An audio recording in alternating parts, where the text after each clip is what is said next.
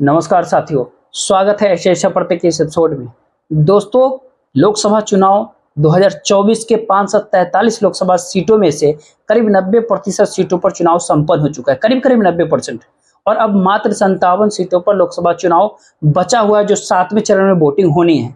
और इस 57 सीटों में से पिछली बार 25 सीटें ने भारतीय जनता पार्टी खुद जीती थी। लेकिन इस दौर में सवाल ये उठता है कि जब चुनाव प्रचार में केवल 2 दिन बचे हो और देश के खुद प्रधानमंत्री नरेंद्र मोदी प्रचार करने में उस्ताद, इलेक्शन रैलियों के भीतर जाकर के इंडिया अलायंस को इंडी अलायंस कहने के लिए विख्यात, खुद पीएम मोदी चुनाव प्रचार से कन्नी काटते इस दौर में क्यों नजर आए? पूरे दिन कहीं चुनाव प्रचार में नजर नहीं आए। खुद ही आप सोचिए कि एक ऐसे दौर के भीतर जहां पर चुनाव अंतिम मुकाम पे पहुंच चुका है, जिस प्रकार से चुनाव में एक एक सीट महत्वपूर्ण होती जा रही है, वहां पर पीएम मोदी के सबसे दुलारे सांसदों में से एक निशिकांत दुबे का चुनाव बचा हुआ है। और आप खुद ही गिन सकते हैं, रविशंकर प्रसाद का चुनाव बचा हुआ है, योगी आदित्यनाथ का इलाके में चुनाव बचा हुआ है, पंकज चौधरी का चुनाव बचा हुआ है, शशांक मणि त्रिपाठी का चुनाव बचा हुआ है, हिमाचल प्रदेश का चुनाव बचा हुआ है, जहां की चारों लोकसभा सीटें भारतीय जनता पार्टी ने 2019 में जीती। चंडीगढ़ का चुनाव बचा हुआ है, जहां पर एक सीट मात्र भाजपा नहीं जीती थी। पंजाब के 2 सीटों पर चुनाव बचा हुआ है, और एक और जहां पर पंजाब के भीतर सन्नी देओल के 2.5 किलो के हाथ ने भारतीय जनता पार्टी का साथ छोड़ दिया है। तो क्या प्रधानमंत्री के 56 इंच के सीने क्या भारतीय जनता पार्टी का साथ छोड़ दिया? आज का दिन कहते हैं ना कि एकदम ऐसे समय में जब चुनाव प्रचार मैदान में उतरने की जब सबसे ज्यादा जरूरत, खुद प्रधानमंत्री नरेंद्र मोदी उस चुनाव प्रचार के लिए नहीं निकले। भारतीय जनता पार्टी के कार्यकर्ताओं को यह सोच करके काफी निराशा होगा कि जिस कलकत्ता महानगर और उसके आसपास के एरिया में जो 8 सीटों पर चुनाव बचे हुए हैं, पश्चिम बंगाल से सीटें बढ़ाने की उम्मीद पाले बीजेपी को, क्या इसी तरह से कलकत्ता महानगर और बचे हुए चुनाव में सीटें मिल पाएगी, जहां पर नीलबट्टा सन्नाटा हुए थे पिछले बार के लास्ट चरण के चुनाव में? क्या ओडिशा के उस एरिया में कवर अप करने के लिए जाएंगे, जहां संबित पात्रा ने भगवान जगन्नाथ को भी नरेंद्र मोदी का भगत बनाकर ओडिशा के लोगों के साथ आस्था के साथ खिलवाड़ किया? और वहीं बिहार की बची हुई करीब 5 सीटों पर क्या कुछ होगा? 8 सीटें बची हुई, जिसमें से 5 सीटें भारतीय जनता पार्टी की 2019 में जीती थी। उसमें किस प्रकार से चुनाव लड़ा जाएगा? किस प्रकार से झारखंड के चारों सीटों पर, जिसमें संथाल परगना इलाके के भीतर झारखंड मुक्ति मोर्चा, जो वहां के राज्य की सत्ता में सबसे महत्वपूर्ण और सबसे मजबूत गढ़ कहा जाता है, उस गढ़ के भीतर चुनाव बचा हुआ हो और खुद प्रधानमंत्री नरेंद्र मोदी आराम कर रहे हो? कई सारे सवाल यहां से उठते हैं। कोई इस दौर में कल्पना नहीं कर सकता था कि जिस व्यक्ति की सत्ता दांव पे लगा हो, चुनाव एक निर्णायक मुकाम तक पहुंच गया हो, और वैसे में सबसे बड़ा poster boy Bharatiya Janata party BJP का वह चुनाव प्रचार से इस दौर में दूरी बना ले। कोई व्यक्ति फाइनल स्टेज पे पहुंच जाए और उस सबसे महत्वपूर्ण व्यक्ति उस फाइनल स्टेज से वापस कदम खींच ले, तो किस प्रकार से लोग इसको देखेंगे? कई सारे अन्य अर्थ निकाले जा रहे हैं, बहुत सारे अर्थ निकाले जा रहे हैं कि आखिर पीएम मोदी ने आज के दिन आराम करना क्यों स्वीकार किया।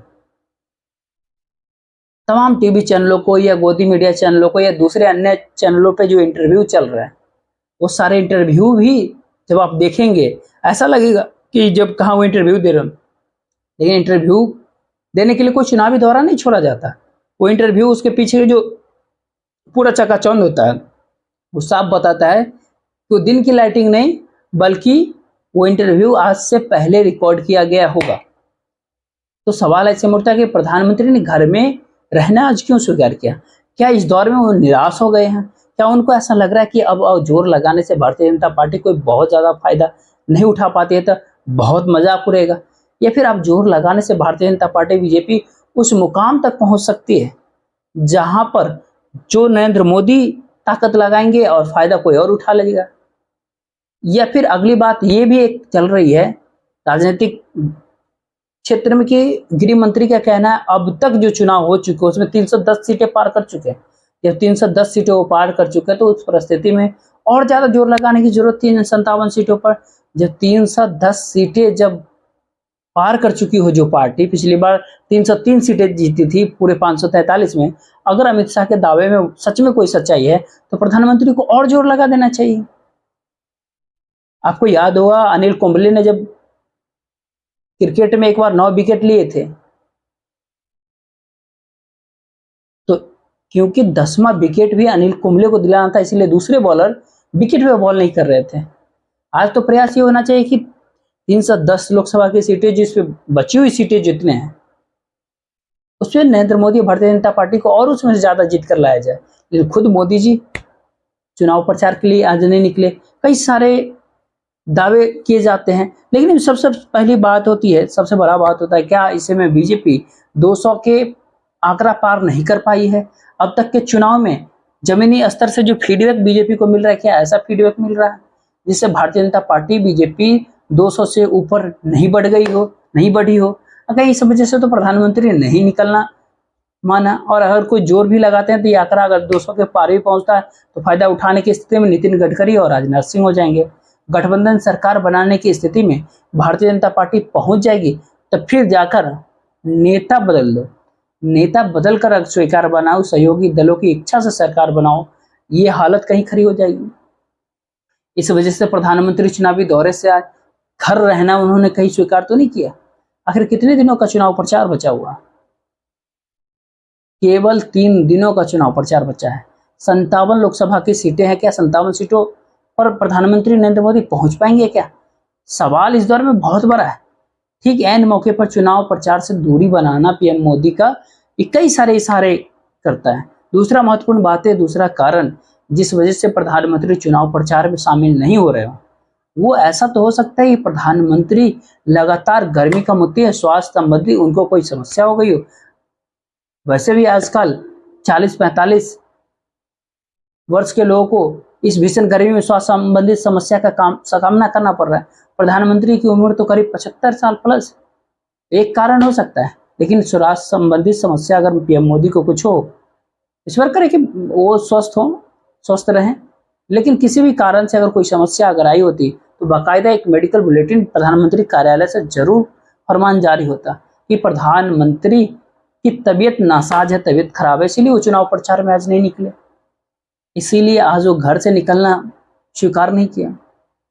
ये सारी बात किसी के गले से नीचे नहीं उतर रही कि जब फाइनल स्टेज में जब चुनाव हो, 7वें चरण का वोटिंग होने में केवल 2-3 दिन का समय बचा हो, आखिरी दौर की वोटिंग बची हो, और उस दौर में खुद प्रधानमंत्री नरेंद्र मोदी चुनाव प्रचार के मैदान से दूरी अगर बना ले, या फिर प्रधानमंत्री के पूरे शब्दकोश में शब्दों की कमी तो नहीं पड़ गई?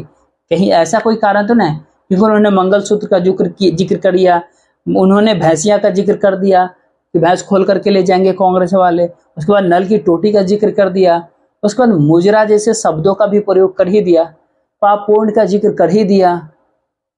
कहीं ऐसा तो नहीं इस दौर में कि उनके पास उनके शब्दकोश में शब्दों की कमी रह गई हो? बाकी इसके पहले के चुनाव के भीतर भी अगर आप देखेंगे, कब्रिस्तान, शमशान, हिंदू मुसलमान, मुस्लिम शब्द का जिक्र इस बार भी चुनावी भाषण में भी किया। तो ऐसा भी हो सकता है कि उनके शब्दकोश के भीतर शायद इस चुनाव प्रचार के लिए अब शब्द की कमी हो गई हो, इसीलिए कहीं वो बाहर निकलने के लिए कतरा रहा है। बाकी आपकी क्या राय है? आप अपनी राय जरूर दीजिएगा। जय हिंद, जय भारत।